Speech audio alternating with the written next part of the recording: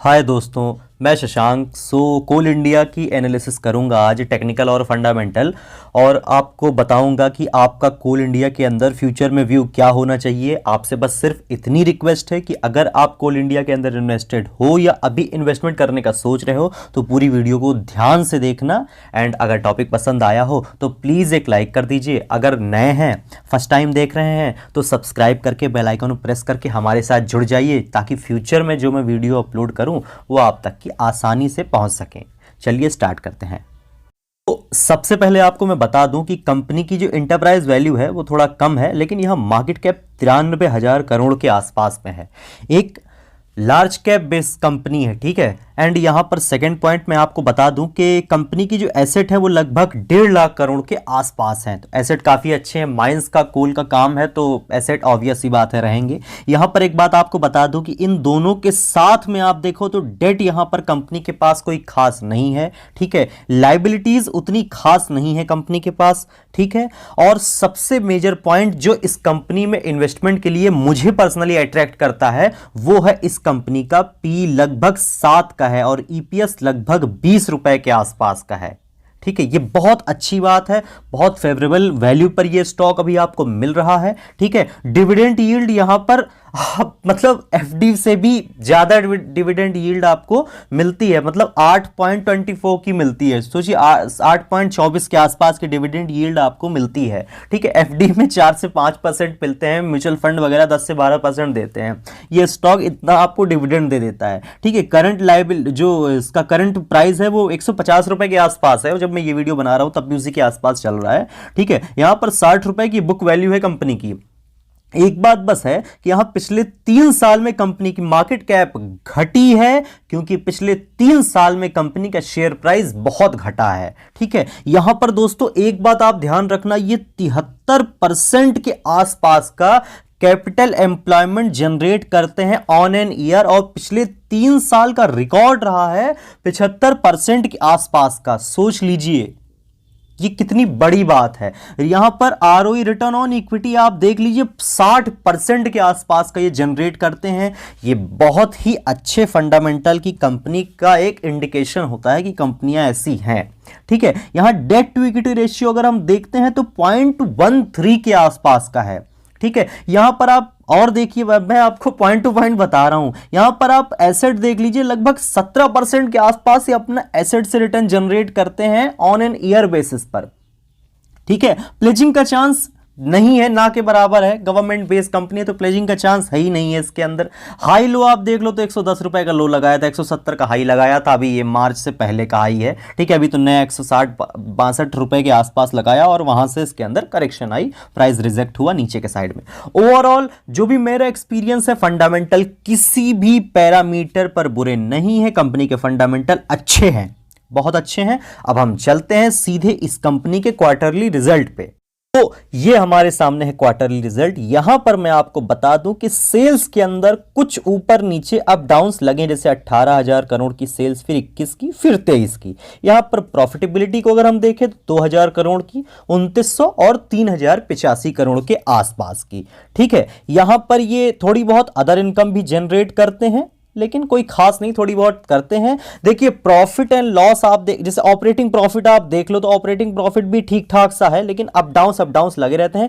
तो जो इनका रिजल्ट है वो एक दिशा में नहीं आता, मतलब ये नहीं कि एकदम से अच्छा आ जाएगा, एकदम से बुरा आ जाएगा। रिजल्ट के अंदर अप डाउन्स लगे रहते हैं, लेकिन इससे अब स्टॉक प्राइस ज्यादा करेक्ट नहीं करेगा, मुझे ऐसा लगता है। मैं गलत भी हो सकता हूं, क्योंकि जितने ये अप डाउन्स आते हैं इस हिसाब से शेयर परफॉर्म नहीं करेगा।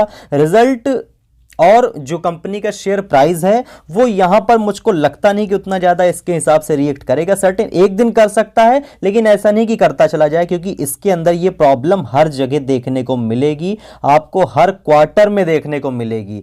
26, 24, 21, 25, मतलब हर क्वार्टर्स में प्रॉब्लम आपको लगी रहेंगी। तो प्रॉफिट एंड लॉस देख लो, कहीं आपका 4500 है, फिर कहीं 6,000 करोड़, 3.5, फिर 45, फिर 2,000 करोड़। तो ये सब चीजें लगी रहती है, प्रॉफिट एंड लॉस लगे रहते हैं। लेकिन सबसे सबसे बड़ी बात है कि कंपनी अभी 47,000 करोड़ के आसपास का इन्वेस्टमेंट करने जा रही है नए माइंस प्रोजेक्ट के ऊपर, जिससे ये अपना आपको बताऊं, ये कैपेसिटी को बढ़ाएंगे। समझ लीजिए 193 मिलियन टन की कैपेसिटी है इनकी पर ईयर बेसिस पर, ठीक है। उससे ये उसको लगभग 300 मिलियन टन के भी ऊपर लेकर जाएंगे जो ये इन्वेस्टमेंट कर रहे हैं। कंपनी के जो चेयरमैन है मिस्टर प्रमोद अग्रवाल जी, उन्होंने ये ईटी के साथ में साझा किया है ये बात कि हमको अपनी कैपेसिटी बढ़ानी है फ्यूचर में जो डिमांड आएगी उसको देने के लिए। तो ये सब चीजें इंडिकेट करती है। ओवरऑल क्वार्टरली रिजल्ट पर आप उतना ध्यान मत दीजिए, कंपनी की ग्रोथ देखिए और कंपनी के फंडामेंटल्स देखिए और प्राइस देखिए, जिसकी बात हम करते हैं अब चार्ट के ऊपर। ये हमारे सामने है कोल इंडिया का वीकली चार्ट। देखिए, बहुत बार बोला है, आज फिर मैं बोल रहा हूं, मैं बहुत सारे शेयर्स पे एनालिसिस करता हूं।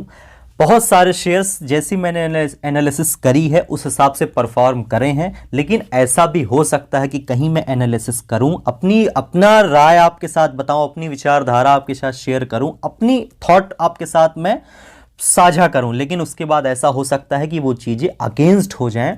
तो प्लीज इस चीज को ध्यान में रखिएगा, because I am not a God, I am also a human.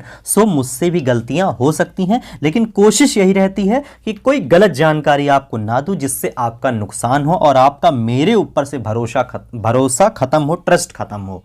ठीक है, मुझे आपका ट्रस्ट बनाए रखना है, तभी आप मेरे साथ जुड़े रहोगे। तो यहां पर आपको बता दूं सबसे पहले तो कि कोई ऐसा टाइम था जब मैं खुद कोल इंडिया के अंदर इन्वेस्टमेंट करके बैठा हुआ था, लेकिन मैं आपको यह भी बता दूं कि इस कंपनी के अंदर से मैं लॉस में निकला था। यह मुझे बताने में कोई बुरा नहीं लग रहा है। मैं पर्सनली मैं इतने सारे शेयर्स मैंने एनालिसिस आपके साथ में करी है, अपनी जो भी नॉलेज शेयर करी है, लेकिन कोल इंडिया एक ऐसा शेयर है सिंगल जिससे मैंने भी लॉस बुक करके निकला हूं। ठीक है, सारे रिजल्ट्स आते रहे हैं, बहुत अच्छे प्रॉफिट हुए हैं कंपनी को, लेकिन शेयर ऊपर की तरफ बस ऐसे गया, नीचे फिर गया, फिर नीचे। तो ये शेयर के अंदर चलता रहा है। ठीक है, कोल इंडिया से मुझे लॉस हुआ है, लेकिन अभी यहां से जिन रेटों पर ये खड़ा है, यहां से एक अच्छी अपॉर्चुनिटी है। आप ऊपर के साइड में देख सकते हो, ये नीचे की तरफ ही आता रहा है। आप किसी भी लाइन पर देख लो, ये नीचे के साइड में ही आता रहा है, ऊपर के साइड में इसके अंदर नहीं आई है। लेकिन अभी आपको मैं बताऊं, तो यहां पर नीचे के साइड में अगर आप देखो तो ये राउंड करके ऊपर की तरफ आने की कोशिश कर रहा है। कुछ लोग इसको हेड एंड शोल्डर पैटर्न भी बोल सकते हैं। वो कैसे? तो वो ऐसे वो लोग बोल सकते हैं कि ये ऊपर की तरफ आने की कोशिश कर रहा है। लेकिन मैं आपको बता दूं, इसको हेड एंड शोल्डर कोई पैटर्न बोले या कोई राउंडिंग बॉटम पैटर्न बोले, यहां पर मैं आपको एक बात बता दूं दोस्तों, ये पैटर्न वैटर्न को अगर आप छोड़ भी दो तो ये वॉल्यूम जो आ रहे हैं, इंक्रीज हो रहे हैं वॉल्यूम, और साथ में शेयर इंक्रीज हो रहा है। That is a main point. ये कुछ इंडिकेट कर रहा है कि इस शेयर के अंदर यहां से एक अपमूव आने के चांसेस हैं। और इस वीक का तो जो आपका वॉल्यूम आप देखो, ये कैंडल तो मोरूबोजू से भी बड़ी कैंडल वॉल्यूम की बन गई, और शेयर भी ठीक ठाक सी क्वांटिटी में एक ऊपर के साइड में गया। 163 के आसपास में इसने 163 एग्जैक्टली आई डोंट नो, लेकिन 163 164 के आसपास या 162 के आसपास ऐसे कुछ गया होगा ये ऊपर की साइड में, वहां से रिजेक्शन आया है। एंड यहां पर एक बात मैं आपको बता दूं कि जब रिजेक्ट हुआ है प्राइस नीचे के साइड में, तब वॉल्यूम्स बड़े नहीं आ रहे हैं। इसका मतलब जब गिरावट के अंदर स्मार्ट प्लेयर साझा नहीं कर रहे हैं, वो पार्टिसिपेशन नहीं कर रहे हैं, एंड वो अगर पार्टिसिपेट नहीं कर रहे हैं, दैट तो ये एक चीज प्रॉपर इंडिकेशन है कि नीचे की तरफ ले जाने में उनका विचार नहीं है। यहां पर अगर आप कोल इंडिया के अंदर इन्वेस्टेड हो तो बस एक चीज का ध्यान रखना, मैं हर वीडियो में बताता हूं, यहां पर आपका स्टॉप लॉस ये लेवल होना चाहिए लगभग 125 रुपए के आसपास में नीचे के साइड। मेरी राइटिंग अच्छी नहीं है, ठीक है, तो उसके लिए प्लीज माइंड मत करिएगा। 125 मैंने लिखा है, 125 रुपए के आसपास स्टॉप लॉस होना चाहिए। क्यों? तो यहां पर एक बार नीचे की तरफ आया है, दूसरी बार यहां पर आया है, तीसरी बार यहां पर आया है, और फिर इसने जब इसको करेक्ट किया है नीचे की तरफ तो और काफी नीचे गया है, 100 रुपए के आसपास आया है। तो अभी 150 रुपए के आसपास में शेयर का प्राइस चल रहा है। आपको जरूर इसके अंदर इन्वेस्टमेंट के बारे में सोचना चाहिए। कंपनी के फ्यूचर प्लान बहुत अच्छे हैं, एक मतलब आपको लंबा व्यू लेकर के यहां पर चलना चाहिए। टारगेट की अगर बात करूं दोस्तों, तो ये बिल्कुल उम्मीद में मत रहना कि ये शेयर ऐसे चलेगा। ये शेयर चलेगा गिरेगा, चलेगा गिरेगा, लेकिन याद रखना यहां पर सबसे बड़ी बात, बिल्कुल ध्यान रखना कि यहां पर हर लेवल, जैसे ये 200 रुपए के आसपास का लेवल है, 210 रुपए के आसपास, यहां पर ये शेयर जा सकता है। इसको ब्रेक करेगा तो दूसरा 270 रुपए के आसपास का स्तर है, ये यहां पर भी जा सकता है।